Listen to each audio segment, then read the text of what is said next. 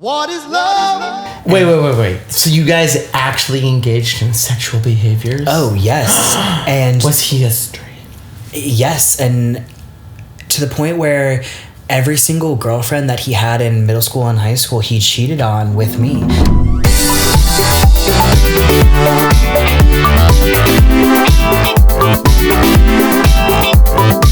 Tell me about your first crush. First crush. I feel like I had so many crushes. My first real crush, though, his name was... And this, like, I don't remember the exchange, but all of a sudden he had, like, one of those, like, fleece zip-ups on, and he, like, swiped it across, like, my eyes. And when he swiped across my eyes, I, like, couldn't see, and it was very weird, and I felt very discombobulated, and I was like, what? And I was, like, kind of crying. You were starstruck. I was starstruck, but also being made fun of, but also turned on.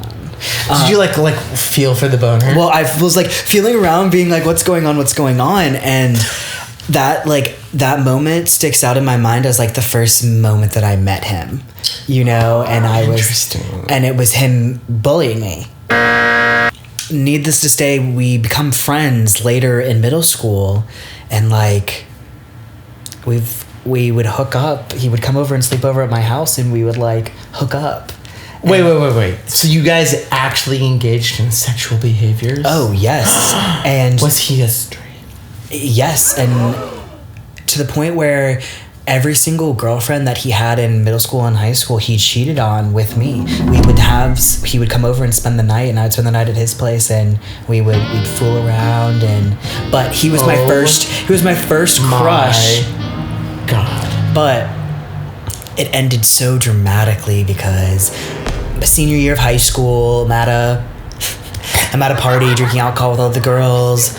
One thing leads to another. I come out and they're like, "Oh my God, we knew it the whole time." Right? And they're like, "Anyways, can I get another Pinot Grigio?" Exact. And I'm like, but then of course they're like, "Well, there's no way that you haven't been hooking up with guys. Who have you been hooking up with?"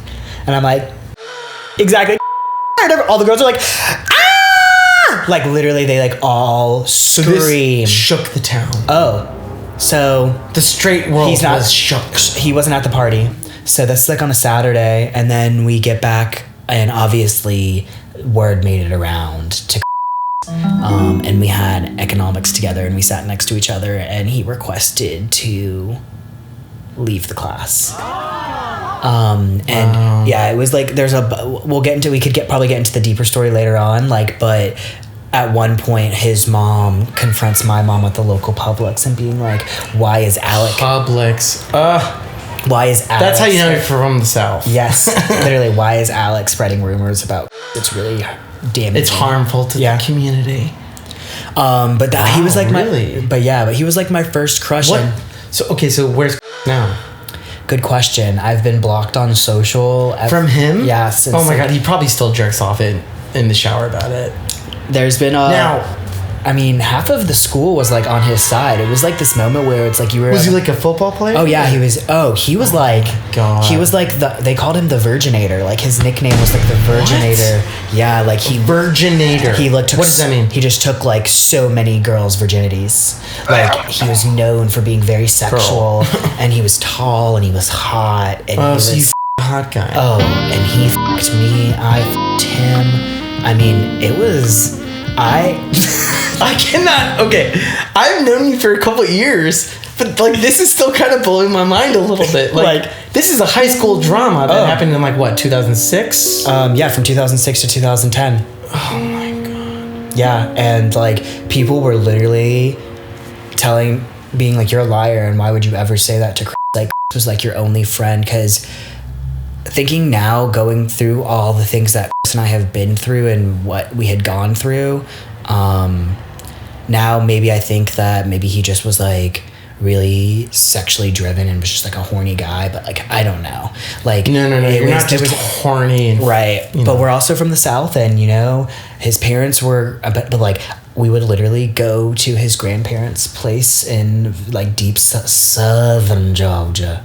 He'd make me wake up at 4 a.m., put me in an all camo, the strikes under my eyes, and I kid you not, Matthew, I'd be over like with my little sidekick, my sidekick, and I'd just be like sleeping, and he'd like wake me up. And you're like 17. Yeah. his dad dropped us off. He's driving me on his 4-wheeler, and then he'd be like, let's go into the, and I'm like, okay.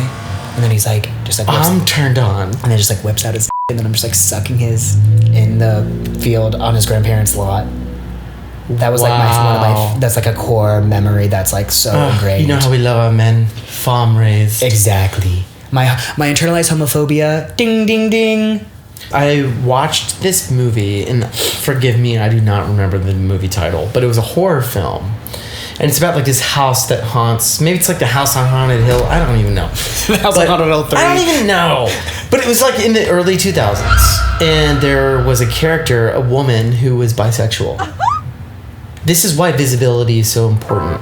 Because when I watched her, she had a boyfriend and a girlfriend. And she was powerful.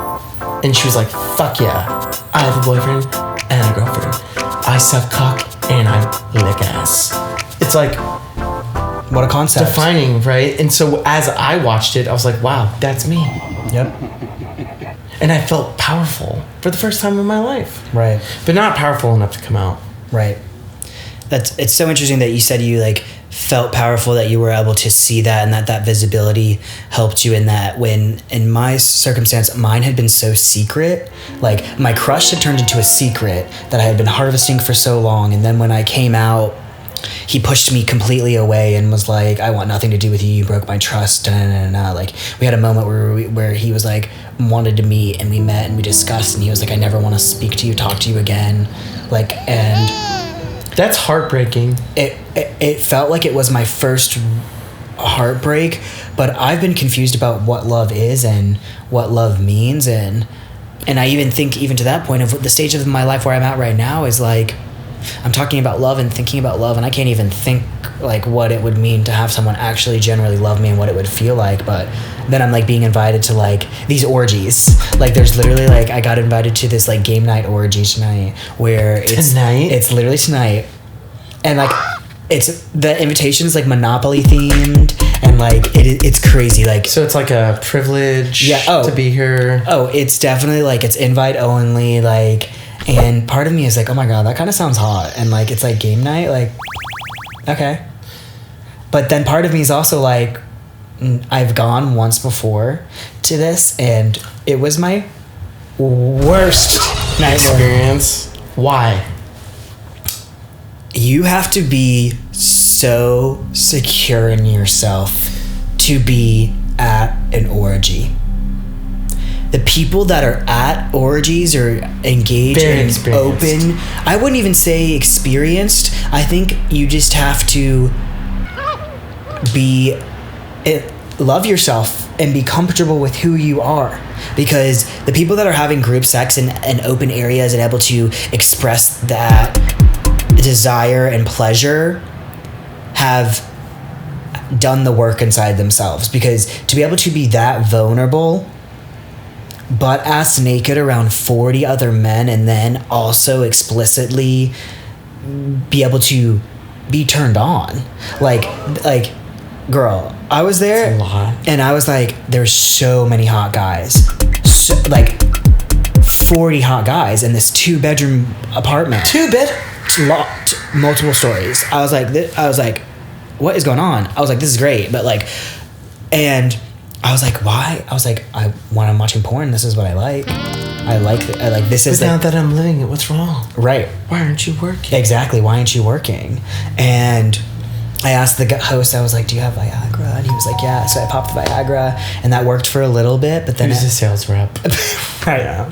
But then at one point I go into the bathroom and I look at myself just like naked, and I'm just like, I'm ugly. I'm like, I have to get the out of here. I'm like,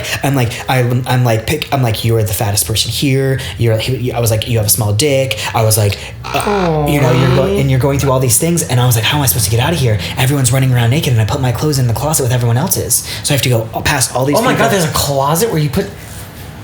Girl. There's a lot. Did I ever tell you the first time that I ever had sex with a straight male? No. Girl. That's like my dream though. Most of the guys I've had sex with were straight. Hot. I know. Tragic. It was a party. This is in Portland, Oregon. We had like a wood fire. Nothing draws out the straight guys like a wood fire and some philosophical speak over a joint. But we did that. And this girl came up to me. I think she had just gotten out of a relationship, and she kissed me. And then her friend was like, I can do it better. And then she kissed me. And like a puppy, this guy who I had a huge crush on, he was like, oh, but I can do it too. So all three of us start making out in the bathroom. My bathroom. I lived in the top floor, so we went upstairs. Started making out with all of them. Them all. But here's the kicker. The guy, right? Because like I was like having engagements with one of the girls, right, and he was trying to have an engagement with the other girl, but like his thing wasn't working. The girls, they had their fun, and I think they were like, wow, that was crazy, and they left. But it was me and him, and he like the whole night couldn't get it up. But now all of a sudden, but then all of a sudden it was just us, and he was like, I'm ready. I was like, me.